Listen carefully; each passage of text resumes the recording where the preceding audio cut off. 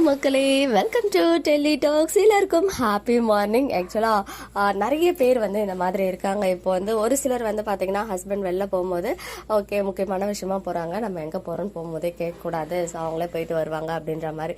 இன்னொரு சைடு நம்ம கங்கா இருக்காங்க இல்லையா, அவங்கள மாதிரியும் சில கேரக்டர்ஸில் பல கேரக்டர்ஸ் இருக்காங்க.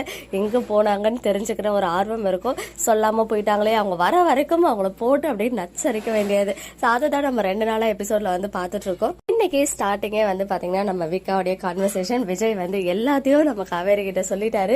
ஆனா காவேரி வந்து கொஞ்சம் கூட விஜய்க்கு வந்து சலிச்சவங்களே கிடையாது. பிகாஸ் ஸ்டார்டிங்ல லைட்டா பயப்படுற மாதிரி இருந்தாலும் பரவாயில்ல, கடத்துறது நல்லதுதான், அவருக்கு வேணும் அப்படின்ற மாதிரி அப்படியே குட்டி ரவுடி மாதிரி வந்து விஜய் கிட்ட பேசினாங்க.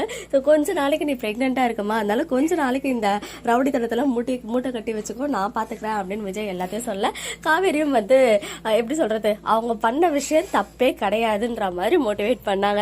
அண்ட் இந்த விஷயத்த கங்கா கிட்டயும் சொல்லிடுறாங்க. ஆனா கங்காவுக்கு வந்து வீடே போனாலும் பரவாயில்ல, என் ஹஸ்பண்டை ஏன் வந்து அவர் கூப்பிட்டு போனாரு விஜய் அப்படின்றதுலதான் ஸ்ட்ராங்கா நின்றுட்டு இருக்காங்க. ஈவன் அந்த வீட்டோடைய மூத்த மருமகன், அது மட்டும் இல்லாம அந்த வீட்டோடைய மகன் மாதிரி சின்ன வயசுல இருந்தே இருக்காங்கன்னு சொல்லும் போது பொறுப்புகள் வந்து குமரனுக்கு தான் அதிகம். ஆனா நம்ம கங்கா வந்து அவங்க லைஃப் முக்கியம், அவர் வந்து எந்த ஒரு ப்ராப்ளம்லயும் இன்வால்வ் ஆகிடக்கூடாது அப்படின்றதுல ஸ்ட்ராங்கா இருந்து என்ன பண்றாங்கன்னா குமரனுக்கே கால் பண்ணி செம்ம டென்ஷன் ஆகுறாங்க. ஒரு கட்டத்துக்கு மேல கங்கா பேசுறதுலாம் தாங்கிக்க முடியாம குமரன் வந்து காலை கட் பண்ணி சுவிட்ச் ஆஃப் பண்ணிடுறாரு. இன்னொரு சைடு குட்டி பசு ராகவ் வந்து பாத்தீங்கன்னா உண்மையாவே ரொம்ப கியூட், என்ன சொல்றது, கியூட் வில்லனா வந்து மாறிட்டு இருக்காரு. எனக்கு ரொம்ப பிடிச்சிருக்கு அவருடைய ஆக்டிங். அவர் வந்து பேசுற அந்த ஸ்ட்ரிக்டா மூஞ்ச வச்சுக்கிட்டு பேசுறது எல்லாமே நல்லா இருந்துச்சு. அதுலயுமே பசுபதி வந்து சென்னை ரீச் ஆனதும் கால் பண்றாரு இல்லையா, அப்போ வந்து ராகவ் அவங்க அப்பா கிட்ட உனக்கு என்ன, என்னை விட அந்த பத்திரம் முக்கியமா, வாயா அப்படின்னு சொல்லிட்டு அவங்க அப்பாவே வந்து திட்டி வர சொல்றது. இப்பெல்லாம் எபிசோட் வந்து அந்த 20 மினிட்ஸ் எப்படி போகுதுன்னே தெரியல. ஜஸ்ட் ஒரு 5 to 10 மினிட்ஸ் எபிசோட் தான் போன மாதிரி இருக்கு. அதுக்குள்ள சீரியலே முடிஞ்சிருச்சு. பட் எனிவேஸ் நாளையோட ப்ரிவியூ பார்க்கும்போது நாளைக்கே அந்த ப்ரோமோ கண்டென்ட் வந்துடும். ஏன்னா விஜய் வந்து இன்ஸ்ட்ரக்ஷன் கொடுக்குறாரு இல்லையா, சாரதாமா வீட்டுக்கு போயிட்டு இந்த மாதிரி பண்ணணும் அந்த மாதிரி பண்ணணும்னு சொல்லிட்டு. ஸோ அங்க போயிட்டு காலெல்லாம் வந்து மன்னிப்பு கேட்டுட்டு அப்புறம் ராகவ வந்து மீட்பாங்க போல. பட் எனிவேஸ் இன்னும் காவேரி பிரெக்னெண்டா இருக்க விஷயம் பசுபதிக்கு தெரியாது. அது மட்டும் இல்லாம காவேரி ஒரு பெரிய அறை கொடுக்குறாங்க.